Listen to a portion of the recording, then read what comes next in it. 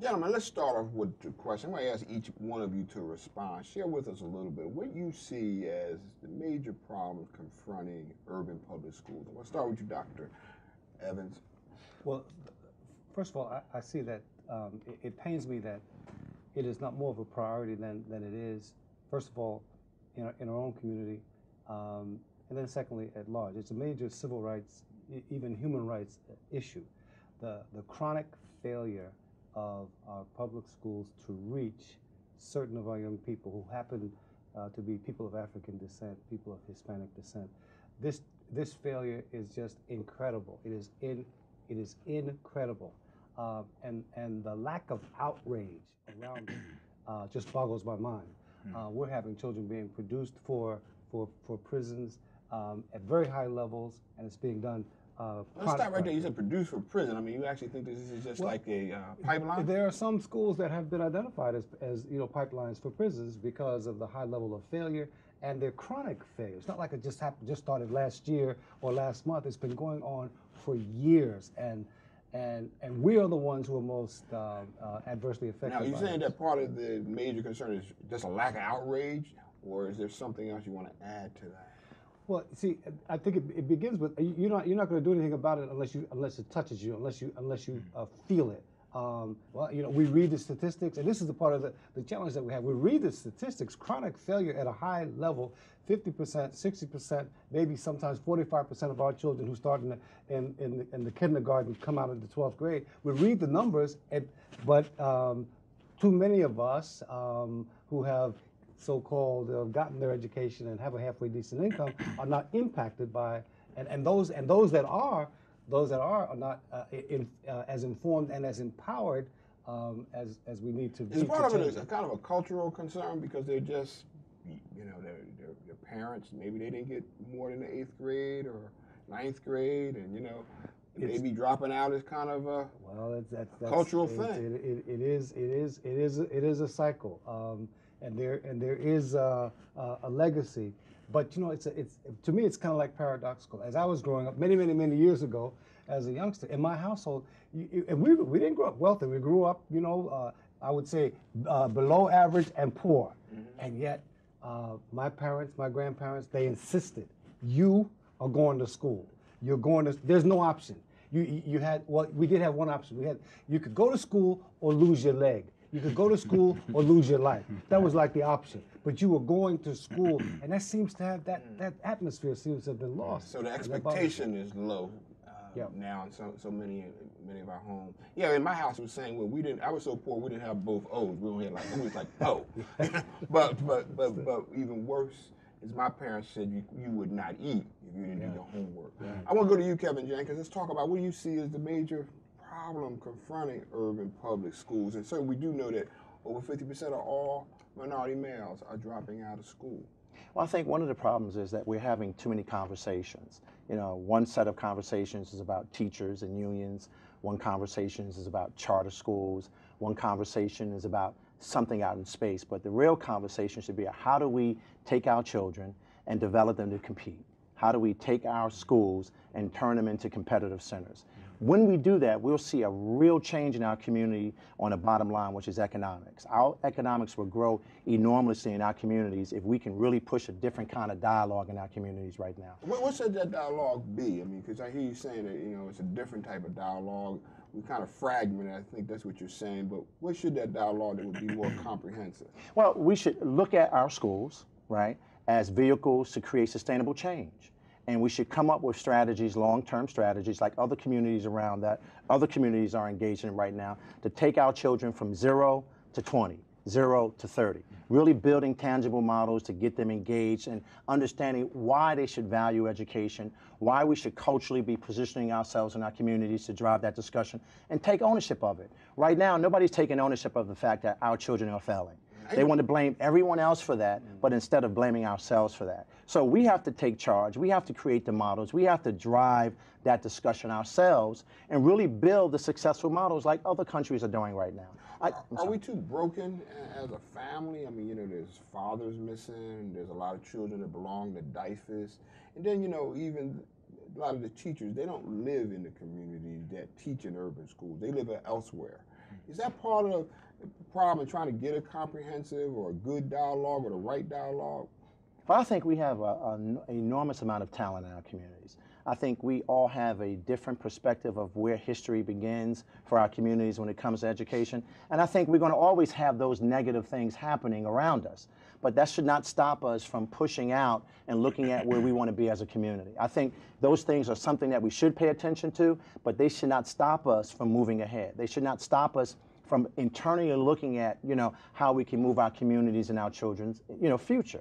And that's what's important. And I don't think we're doing that enough. I think we're having these protracted arguments about things that are not taking us anywhere but keeping us bogged down in poverty, and we have to be responsible enough to move out of that discussion. If I could just add that, the simple laws of nature teach us, you see, the wisdom of nature is a wisdom that if we follow, we cannot help but prosper, because nature is the most living and most vibrant entity that we know of, and our very lives depend on it. A simple honeybee, a bee has enough sense to pollinate where it takes its nectar. It takes its nectar and then it pollinates where it takes its nectar from. It feeds where it is fed, so that there is always a place where it can be fed, and the place where it feeds from, it doesn't just take, it also gives back. Do we even have the brain the size of a honeybee is our challenge. And after 40 years and 50 years of great success, we're going backwards. We're going backwards. So start right there. We kind of get you involved. I mean, he's talking about what the dialogue, what the discussion is. I mean, certainly some of us are too wrapped up in what's happening with Kanye West, what's happening with Jay-Z, what's happening with Bling Bling, and not enough what's going on academically in our households. And that really has distracted our children. Absolutely. TV and a lot of things shiny things that they may never ever acquire. Right. What's the discussion like at the Newark Public School Advisory Board as a member, and what do you see going on as causing some of the failures in urban public schools? Yeah, well, to that degree, I mean, if I had to crystallize this dialogue, I would say it centers around discipline. Right? When you talk about the rappers and their success, no one would begrudge them that success. But two extremely important conversations need to be had and should be had along that track. One, what did you truly do to get there? Because obviously you just didn't wake up and someone didn't just give it to you, right? So there was some hard work needed for you to prosper. And we are not either understanding what that hard work is, or more importantly, willing to do that hard work to say, listen, this person made it, but they made it because they were willing to study, they were willing to work hard, they were willing to do more than the next person, as opposed to, it's just gonna come to me begrudgingly. To that extent, more needs to take place, and goes back to what Dr. Evans said about the nectar and the honeybee. Okay, if we have individuals continually taking from our community without having a true investment, short-term and long-term, we are going to continue to have what we have over the last 40, 50 years. There needs to be greater dialogue. There needs to be greater respect, so that the educational system, the economic model, all of these components work hand in hand, so that we can have a greater urban community, both for education and economics. You got elected to the Newark Public School Board. Is that happening in the Newark Public School District, or what is happening? Really good question. I believe that there are individuals in the Newark Public School system that believe, I guess maybe with their heart and their mind, that they're moving the community in a more positive direction. But for me, it now comes back down to data. Okay, if you have data, what's your data saying, Newark? Well, I mean, our data is saying right now, right, that nothing greater than 50% of our high school students are matriculating out of high school. Our data is saying, similar to what Dr. Evans and Ms. Jenkins said, that for Hispanic males and African American males in particular, right, that's even decreased numbers. So nothing is going on in the district right now where now we can pinpoint and say these are our individuals that are greatest affected, and we have this tangible plan. There are a lot of theories out there, right? But nothing rooted in tangible, sustainable data that says if we do this over the next 5, 10, 15 years, we're going to get ourselves out of this predicament that we see ourselves both educationally and economically. Give me a quick answer as it relates to the Commissioner Cerf here, and your superintendent and its interaction with the Newark Public Schools. Interaction in the sense that how they relate to you as far as advancing what you consider appropriate as a policymaker there. Right. I guess it's two-handed.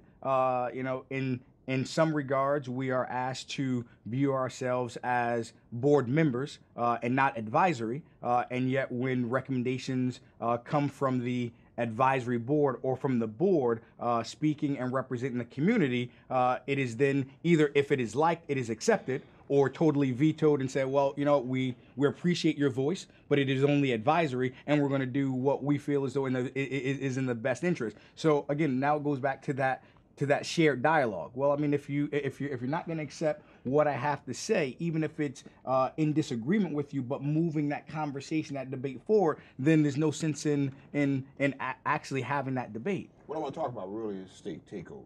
Yes, sir. Right now, over some 20, 30 years, in some cases, we've had state takeover districts. Newark is one that's really run by the state of New Jersey, even though we have an elected advisory board. Now, these are really regular policymakers, okay? So I wanted you to talk about the fact of how you see that. Is that something that is good for the district, or what plans are for the district to come back to local control? I was in a meeting. Has it been good for the district? Local control or state control? State control. Well, obviously, I mean, situation has been there for the last 20 years. I mean, the numbers are bear it out. Okay, I mean, as the city of Newark, okay, has been controlled by the state. Our educational. You become a real politician. Has it been good? Yes or no? No, not at all. Okay. But it has not been good for many reasons. Okay. And moving back to local control, either the will of the people, local politicians, or even the elected advisory board, we are trying to marshal resources to move to that place, because what has happened, right? I mean, we believe that we can do better if we had local control. So you'd like to see local control? Absolutely. Okay, all right. And manifest destiny. And what plans are going on for that to happen? Well, I guess you have one of two. So you have a pending lawsuit. With the state, and then who filed that lawsuit? The Newark Public School Advisory Board. So you guys recently did a lawsuit? Yeah. Okay. Well, actually, this was a few years ago. Okay. It's still in litigation right now. Okay. Is politics holding it up? I think politics is at the root of this. Absolutely. Okay. All right.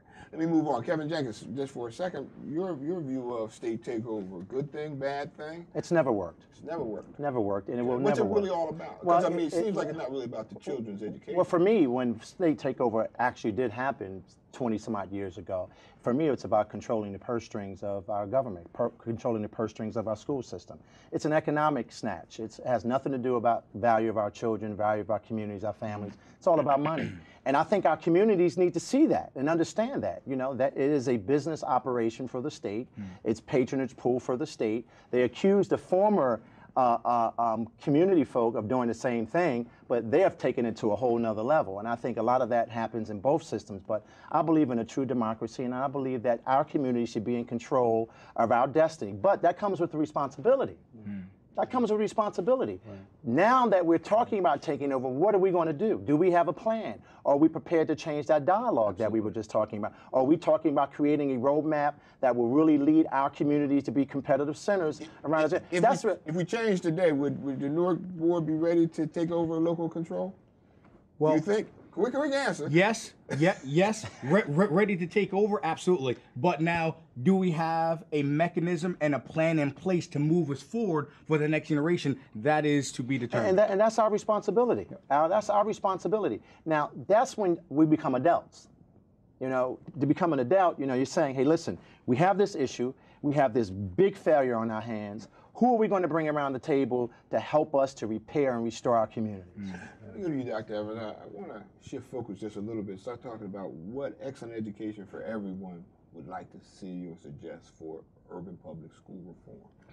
Well, I think just like, and this personally, I believe that a Christian church should be Christ-centered. A democracy should be citizen-centered. I think a public school system ought to be child-centered. And that's not happening right now. The vested interests, the big elephants in the room, reminds me of the African proverb that says, when elephants fight, it is the grass underneath their feet that gets slaughtered.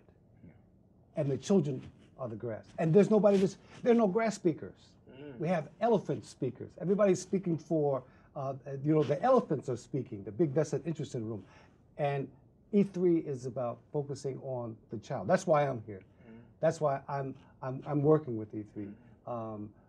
My belief is that we need to bring the focus into and on and keep it centered on the child and the child's parent and speak for that child. And to that degree, the system needs to be re-engineered, reconstructed, broken up for the benefit of the child, whereby empower the child, empower the parent of the child. Absolutely. To seek their own education. Give the child some that power, which means money. I know there's a plan for community education, community development at E3. Let's talk a little bit about what the value of that would be. Yeah, well, we were talking outside in the before we started taping. You called the green room. Yeah, right, the green room. Yeah, the green room. I mean, you were in the green room. Right, and I believe it was Dr. Rashida said that involvement is good. I mean, and we get urged to be involved, but empowerment is a whole different thing. And a lot of people just want you to be involved. They don't want you empowered, because empowered, you may start thinking for yourself. And so that when we're involved at the behest of and at the request of, whoever challenged you to be the elephants. The elephants. Yeah, absolutely. right. But the grass needs to be empowered to stop the elephants from stepping all over them and also from doing other things all over them. I'm gonna leave you. That was delicate. Kevin Jenkins, talk to us about programs, activities, services, ideas coming from Excellent Education. Well, one of the things that we're doing this year, I think, is very important. We're doing a parent training academy, and it's just not about training them to be involved, but to empower them. Talking to them about what education is in America, how it's financed in America, how it works in America, and how they can use it to change their conditions in their lives. Really showing them step by step why they should be involved, but how by being involved they can engage in an empowerment movement, to get back to what Dr. Evans was talking about, empowering their children. But one of the other things that we're working on is we're developing a justice institute, and right now we have a we major make it clear case. that our leader there is an attorney, Christy Davis Jackson, absolutely.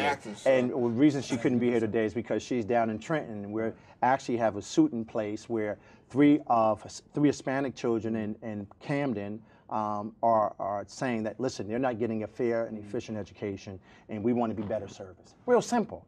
We're not being serviced correctly, and we want you to pay attention to our needs. And they are not the suing, unions, and they're actually suing. They're actually suing, and through our legal institute, we're pushing that and assisting them. They came to us and said, listen, we need your help. We assembled a legal team, and we're taking action. So we're looking at, education. We're looking at parent, empowerment, and we're looking at how we can participate and inform and empower our community residents by using our legal apparatus, using our education apparatus, and our resource apparatus. And I think that's what organizations, that are pushing from that model to an institutional model should be involved in. Let's talk about the power for a minute. I'm going to start with you, Kevin, because it's one thing to be empowered. First thing we got to talk about having power. Now, we've also looked at cities that have for quite a long time now another generation or so of minority leadership, either Latino or African American. A number of minority people have been mayor in Jersey City, Newark, East Orange. Do we actually have the power and the resources and the abilities in these cities to change urban schools? Do we? Yes, we do. But you have to get down to what my grandmother used to say. You have to shame the devil and tell the truth. We have done a poor job on the leadership side. For the last decade, we have failed our children. We have failed our children. We have failed our community. We've failed every young man that's in prison. We've failed every student that has dropped out, every child that's engaged in everything. We have failed our students. And we have to get back to restoring our communities to what they once were. Communities that valued education, valued success, right, and valued greatness. The big idea. You know, we no longer are engaged in the big idea in our community anymore. We're status quo. There are three elements of power: responsibility, authority, and resources. Now, oftentimes, we have one or the other or two of the three. And I believe and power really has to be assumed. See, it concedes to nothing without a demand. That's Fred Douglass. Frederick Douglass. And we have, as Kevin said, we have the power in our community, but we have to assume what we already have, and that's what we've not been doing. It's certainly our responsibility for our children in our community. And we've been waiting for permission? Well, that's apparently the case, and that's unfortunate because power doesn't handle a vacuum very well. It will move into a vacuum and just take charge. And where you have a vacuum, that's what's going to happen, and that's what's been happening when we don't assume the responsibility, take the authority, and use the resources that we have. We have the resources to change our own destiny. We've just got to step into that vacuum. Coming back to you, Dr. McCreary, I mean, Newark Board of Education got $1 billion. Okay, really, are there adequate resources? Do you have enough power and authority, as Dr. Evans talked about, to change this situation in our cities? Absolutely. Well, again, from what Dr. Evans said and Mr. Jenkins, resources, 100%. I mean, when you talk about a school system with $1 billion, right? I mean, there shouldn't be anything that our students should not want for. But if we're not telling the truth, if we're not saving the grass, okay, and if we're not empowering people to actually understand what's going on, why it happened, and how to move forward, then this won't happen. Let's talk about this in a more concrete way. I mean, the Newark Board of Education, unfortunately, has $1 billion, but there's very few biology programs, very few drafting programs. As a matter of fact, I don't think there's a drafting program within the whole school, which means you've already eliminated the possibility. You know, Dr. Evans on the stage is an MD, but you've already eliminated the possibility of these students ever becoming a doctor or an architect, unless they go to some special summer program to get those type of programs. What is happening with $1 billion, as you said? Some people question if the dollars get to the classroom. I'm not blaming you, but how do you see it? Well, again, I mean, as an educator and someone that is, again, on the Newark Public Schools Advisory Board, I definitely think that with the $1 billion, the management of those resources can be tailored better so that a greater degree of those monies, one, reach the teachers, reach the students, because those are the individuals that we're supposed to be serving. But again, going back to Dr. Evans, as long as we are feeding the elephants and the elephants in the room are getting bigger, all right? Because now think about it, at the end of the day, the elephants are getting bigger because they're eating the grass, right? We are not only doing a disservice to our students, right? We are doing a disservice to their families and to generations to come. Let me go back to Dr. Evans, and I'll let you comment too, Kevin. Okay. Certainly charter schools have been a concern. I know it's on the menu of help items from Excellent Education for Everyone. We've also seen a number of minority charter schools that had been approved, rescinded. Yes. How did that happen, and what's your concern, and where's that at? Yeah, there were a number of charter schools that had an African American ownership and thrust behind it, that were initially given or granted a charter, which and at the end of the process, the charters were revoked or rejected. Now, and my comment is that the process is extremely flawed. If we start with the premise that the community knows best its own children, knows best what the needs are, what the desires and aspirations are, it seems to me that the community is the best base or foundation for the education of the children, with the involvement, high-level involvement of not only the parents but others in that community. to me, that speaks to supporting and developing and growing and prospering community-based charter schools, and not supporting and prospering the charter management organizations. But it's just the reverse in the state of New Jersey, and that's an unfortunate Where are you at thing. with that? Is that changing? Is there dialogue? Is there a chance that these schools will be approved? That dialogue is not changing. That atmosphere is not changing right now. Because I guess it's because of the attitude of those in charge. It seems that Commissioner Cerf favors the CMOs, that is, the charter management organizations, as opposed to the community-based.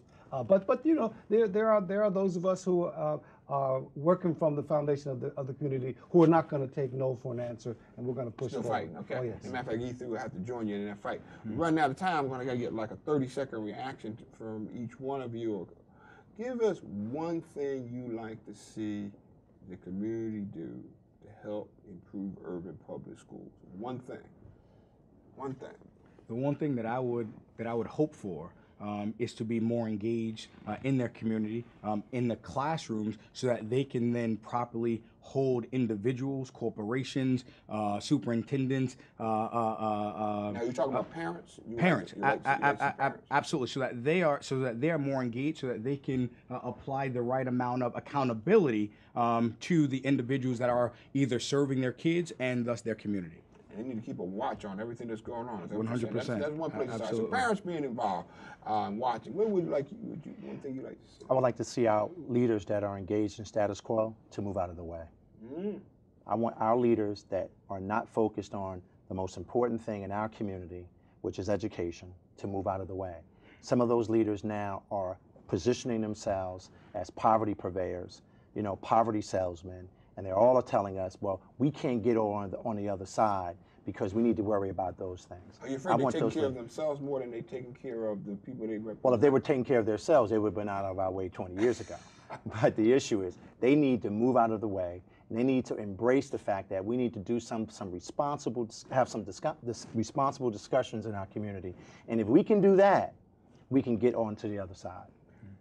One thing you'd like to see community do to help urban public schools, one thing. I'd like to see parents be involved and the politicians get out of the way. That's two things. I know. That's my one thing. Worry about how you count, Dr. Evans. Listen, gentlemen, I want to thank you for this lively discussion, okay? And if you want to learn more about E3, they can always go to visit our website. The website, Kevin? www.nje3.org. Okay. I want to thank you, gentlemen. Thank you. Thank you. I want to thank you for watching this edition of the Urban Education Reform Report. For more information, visit our website at www.nje3.org. I'm your host, Alfred Bundy. We'll see you next time.